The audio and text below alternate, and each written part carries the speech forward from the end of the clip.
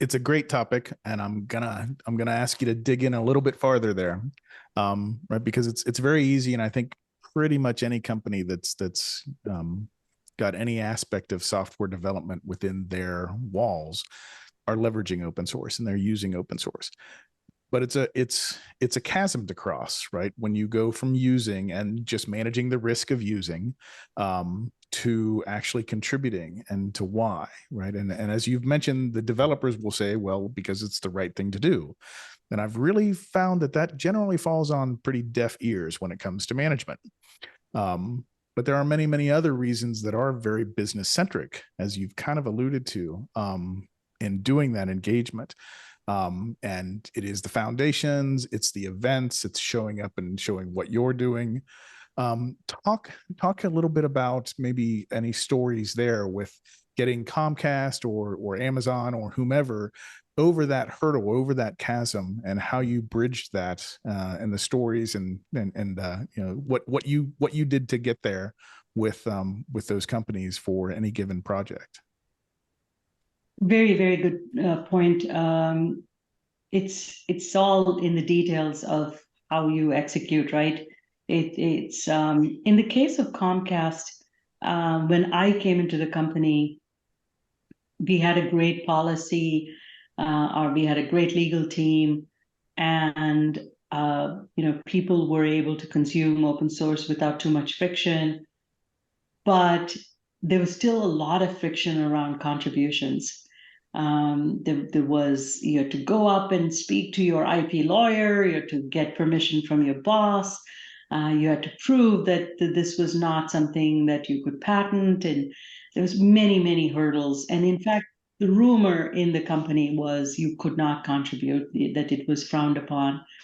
So people had just given up or were contributing outside the system, right, on their own, without even telling their bosses, which is even more risky to the company.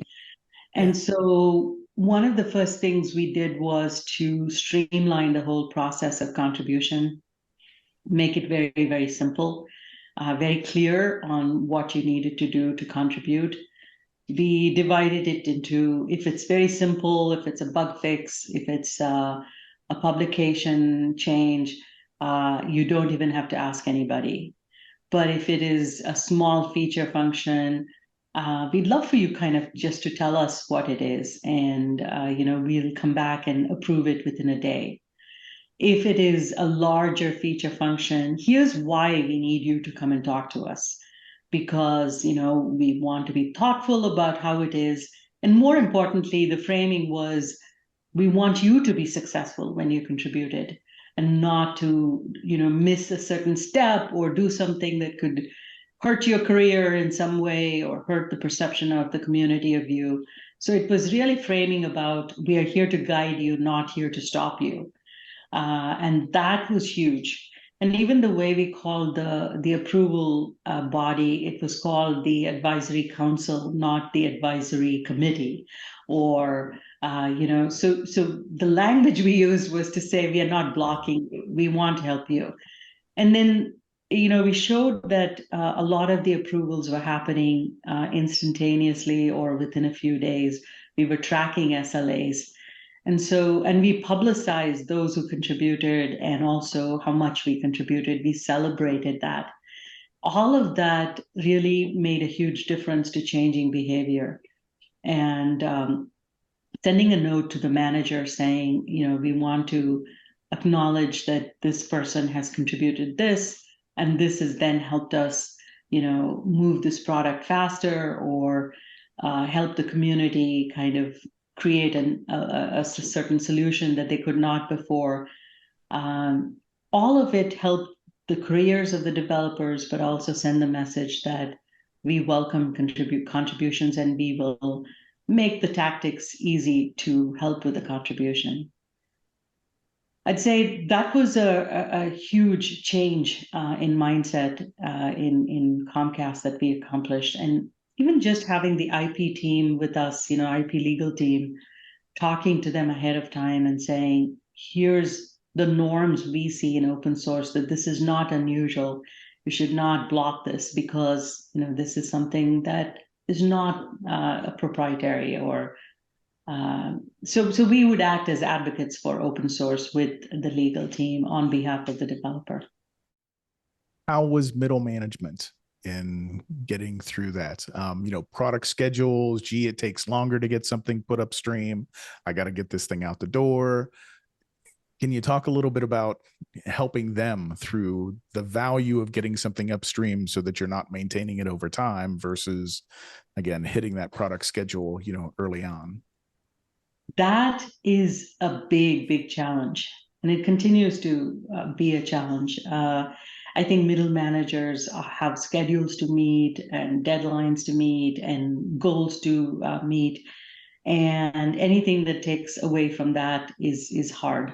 And open source, to be honest, has not really been easy sometimes to contribute to.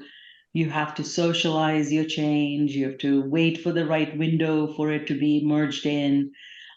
Sometimes you may not make the right timing. And the tooling that you use inside the company may be different than the tooling that the open source project uses. All of that adds a tremendous amount of friction.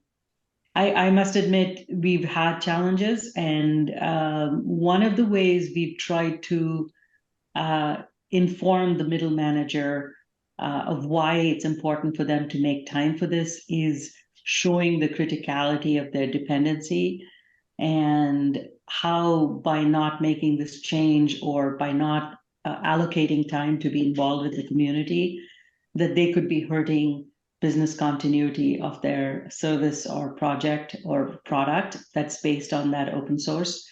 And sometimes it is pointing out that if you don't get your change in, you will be left reacting to somebody else's change for the rest of the project. So you need to get your change in and make time for this, Yeah. and that it'll pay off, in the long run.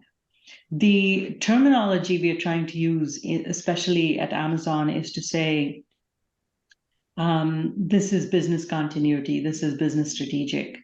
And not everything is right. I mean, if it is core to your service or core to your product, or it's widely used in the company, and that you need to stay on top of, then we advise that they allocate certain headcount towards that community. If it's a small, inconsequential dependency, I would say if you have time, do it. Otherwise, that's okay.